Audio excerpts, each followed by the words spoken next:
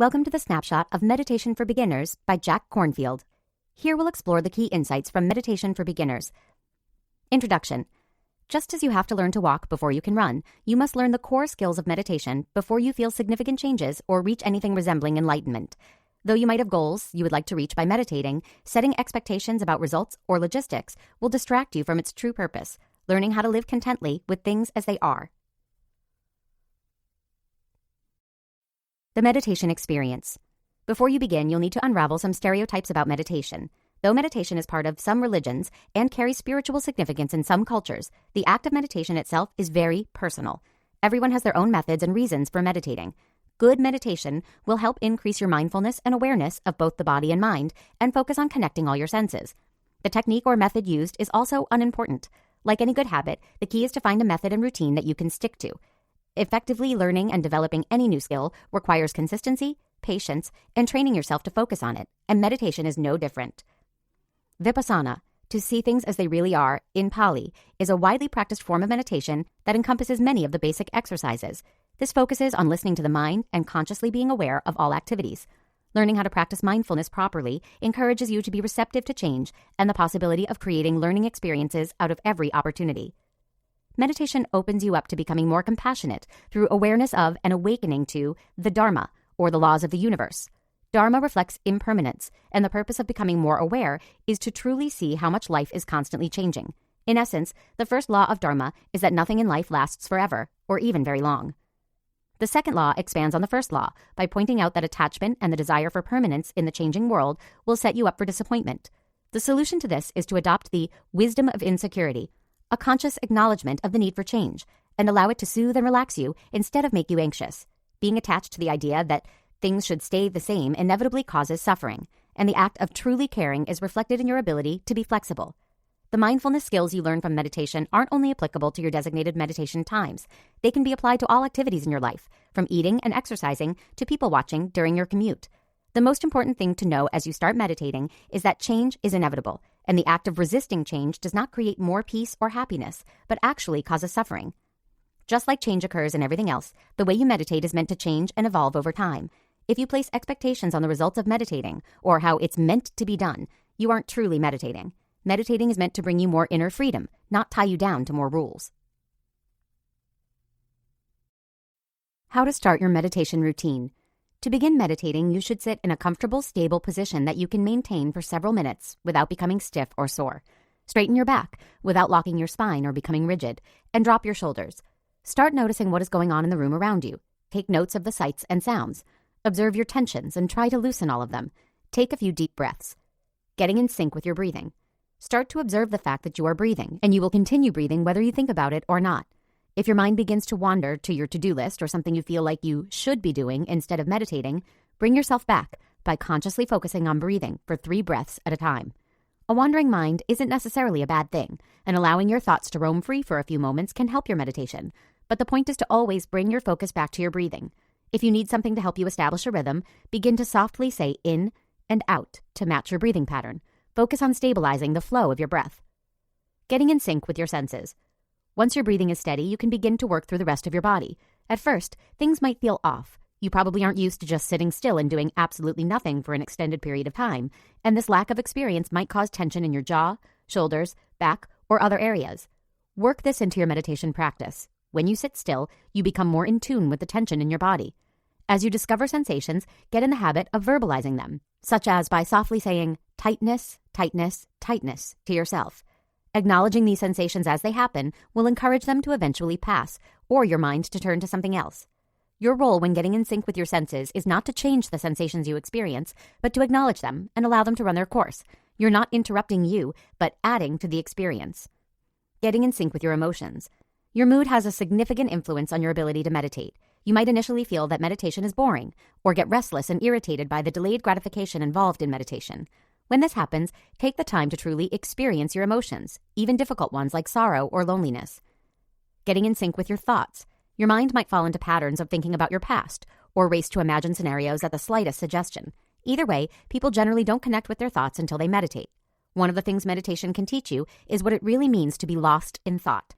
When you feel yourself sinking into deep thought, observe that it's happening out loud as you do with the other actions, and use it as another way to connect with yourself during meditation. Getting in sync with forgiveness. Being able to forgive both yourself and others is a key aspect of spirituality because it allows you to let go of resentment and examine your life afresh. But remember that forgiveness is not forgetting or needing to be okay with something that someone did to you. Rather, it's acknowledging that someone wronged you and that you trust whoever was responsible for the wrongdoing to hold up their end of the forgiveness bargain. But remember, don't forgive unless it's completely genuine. Getting in sync with loving kindness. Loving kindness is an extension of the Vipassana meditation covered so far in this snapshot. Loving kindness is the act of extending consideration and concern for the well-being of others, or, in other words, dedicating yourself to promoting love. Before you can do this for others, you must direct loving kindness toward yourself. Be compassionate toward yourself regarding your own struggles and hardships. Open your heart to your friends and family, and think about the well wishes you want to direct their way.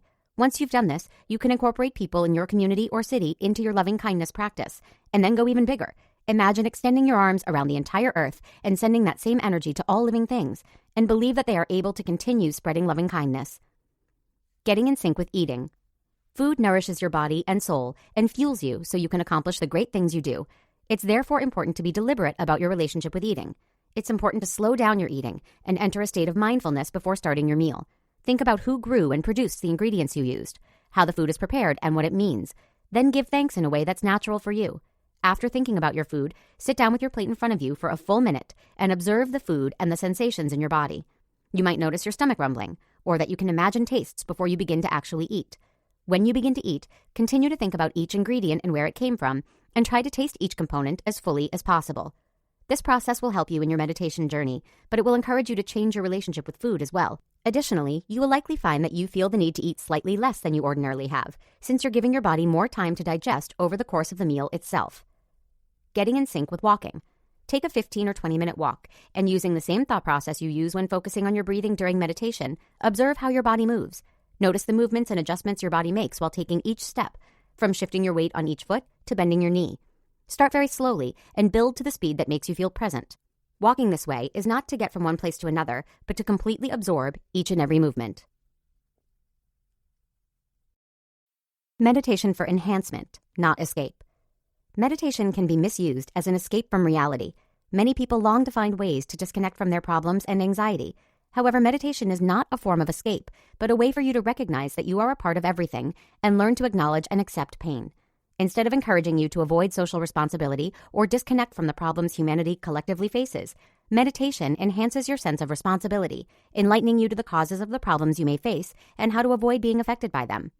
When you start your own meditation journey, you might begin to judge your meditation in terms of success or failure, or be tempted to give up because you don't master each form after one or a few tries. Remember that no one is ranking or grading you on your meditation practice. Your only duty is to approach your session with mindfulness, and do so without setting any other expectations. To help you along, meditate during the time of day when you feel most focused and able to sit still for a long period of time.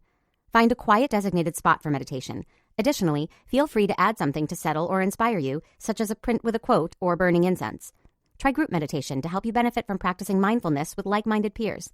Keep it simple, and remember that it should be a sustainable addition to your lifestyle. Conclusion.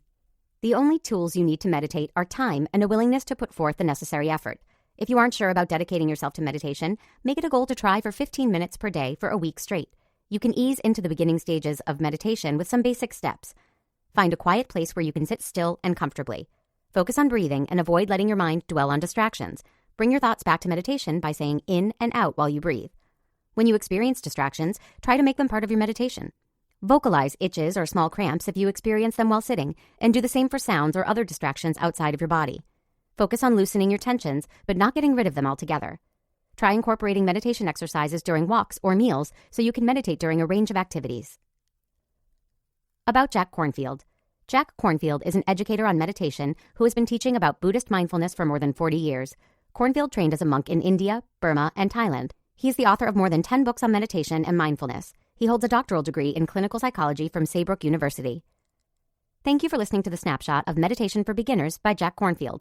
If you liked what you heard, then make sure to explore the rest of our snapshot library to continue gaining key insights from nonfiction books in a matter of minutes.